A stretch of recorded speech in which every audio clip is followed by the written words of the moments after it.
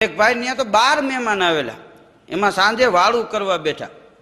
આપણે જમવાના પ્રકાર છે. સવારમાં ગામડામાં જે નાસ્તો કરે, સવારમાં જમે એને શિરામણ કહે, બપોરે જમે એમાં વાડીએ જમતા હોય તો એમ કે ભાત લઈને ગયા છે, અને રાતે જમે સાંજે એને વાળું કર્યું કહેવાય. આ જમવાના અલગ અલગ ત્રણેય પ્રકાર છે. એ સાંજે વાળું કરવા મહેમાન બેઠેલા તો છેલ્લે ખીચડી આવી, તો ખીચડીમાં ખાડા કર્યા, ઘી વધારે હમાય. માપે ખાડા કરે તો વાંચો નહીં, પણ કુંભારે ઈટું પાડવા ગારિયા પલાઈ રહ્યા હોય એવા ખાડા કર્યા. ભરતણીની દીકરી નાનકડી તપેલી લઈને ઘી લઈને નીકળી, ખીચડીમાં ખાડા જોઈને પાછી રસોડામાં વહી ગઈ, મોટું તપેલું ઉપાડીને આવી.